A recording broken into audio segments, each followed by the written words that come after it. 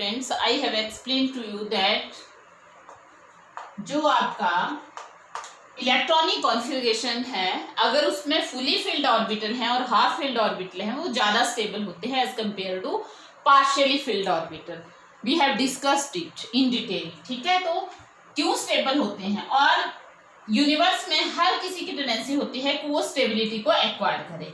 ठीक है, स्टेबिलिटी को एक्वायर करने का मतलब है कि वो अपने, अगर वो ऑलरेडी स्टेबल है तो खुद को डिस्टर्ब ना करे. तो अगर इलेक्ट्रॉनिक कॉन्फ़िगरेशन सिमेट्रिकल होगी तो आयनाइजेशन एंथैल्पी ज्यादा होगी. नोबल क्वेश्चन आता है यहाँ से, why noble gases have the very high ionization enthalpy. जो नोबल गैसेस की जनरल इलेक्ट्रॉनिक कॉन्फ़िगरेशन है, that is NS2 NP6. S और P जो है बैलेंस शेल होते हैं, कंप्लीटली फिल्ड हैं. ये कंप्लीटली फिल्ड S में 2 ही आते हैं और P में 6 आते हैं टोटल. तो कंप्लीटली फिल्ड इलेक्ट्रॉनिक कॉन्फ़िगरेशन है, सिमेट्रिकल है, स्टेबल है, इसलिए इसको कोई जरूरत नहीं है इलेक्ट्रॉन लूज करने की, इसलिए इसकी आयनाइजेशन एंथैल्पी ज्यादा हो जाती है. ठीक है, ये तो आ गया नोबल गैसेस का.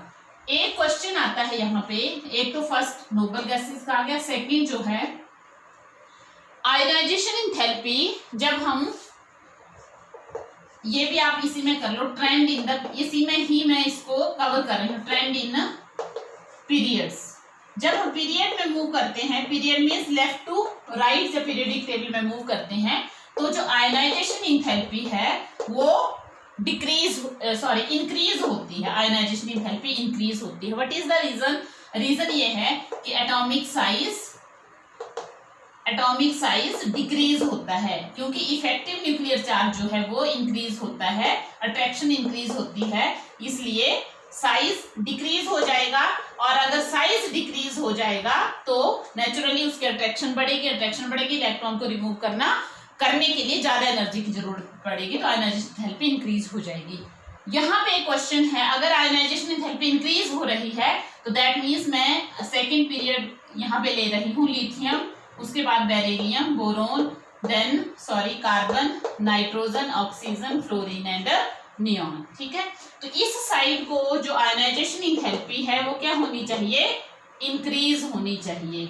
लेकिन यहाँ पे एक्सेप्शनल केस है कि जो बेरिलियम है इसकी आयनाइजेशन एंथैल्पी ज्यादा होती है. इस साइड को इंक्रीज होनी चाहिए आयनाइजेशन एंथैल्पी, क्योंकि एटॉमिक रेडियस डिक्रीज हो रहा है, अट्रैक्शन बढ़ रही है इलेक्ट्रॉन और न्यूक्लियस के बीच में. लेकिन यहाँ पे एक्सेप्शनल केस है कि बेरिलियम की ज्यादा होती है बोरोन से, एक्सप्लेन. और एक क्वेश्चन सिमिलर कि नाइट्रोजन की ऑक्सीजन से ज्यादा होती है, जो कि ट्रेंड के अकॉर्डिंग नहीं होना चाहिए था. What is the reason? It can be explain. ये आपने क्वेश्चन खुद करने हैं. ठीक है, मैं समझा रही हूँ. इट कैन बी, आपने कैसे स्टार्ट करना है, ionization enthalpy of beryllium is higher than boron. It can be explain on the basis of the electronic configuration, as beryllium has 1s2 2s2 है ना, 1s2 2s2, ये है इसकी इलेक्ट्रॉनिक कॉन्फ़िगरेशन. बट बोरोन की क्या है? 1s2 2s2 and 2p1. ठीक है, ये आप लिख लेना साथ में, 2p1. तो आपको क्या लग रहा है? This has the symmetrical electronic configuration, therefore more stable, ज्यादा स्टेबल है. क्यों इलेक्ट्रॉन लूज करेगा? स्टेबिलिटी से अनस्टेबिलिटी की तरफ क्यों जाएगा?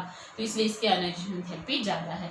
अगर आप नाइट्रोजन और ऑक्सीजन को कंपेयर करेंगे तो आप देखेंगे नाइट्रोजन में P3 है और ऑक्सीजन में जो है वो P4 है. तो P3 means half filled orbital है. ये मैक्सिमम आते हैं P में 6, लेकिन यहाँ पे P में कितने हैं? 3, दैट मीन्स हाफ फिल्ड है. ये पार्शियली फिल्ड है. Half filled means more stable electronic configuration, therefore it lead towards the high ionization enthalpy. You will do this question at your own. Question भी खुद बनाना है और आपने आंसर भी इसको खुद करना है. ये तो वेरिएशन एटॉमिक साइज मैंने बता दिया आपको. पीरियड में लेफ्ट टू राइट जब मूव करेंगे तो आयनाइजेशन एंथैल्पी इंक्रीज होगी, क्योंकि साइज डिक्रीज हो रहा है. लेकिन बीच में एक्सेप्शनल केसेस भी हैं, वो भी मैंने रीजन आपको बता दिया. अब ग्रुप में क्या होगा? ग्रुप में बहुत इजी है. ग्रुप में हमें पता है जब हम टॉप टू बॉटम मूव करते हैं तो नंबर ऑफ शेल इंक्रीज होते हैं. 1 2 3 4 5 6. नंबर ऑफ शेल मीन्स ये न्यूक्लियस, इसमें एक शेल है, दूसरे में 2 हो जाएंगे, तीसरे में 3 हो जाएंगे.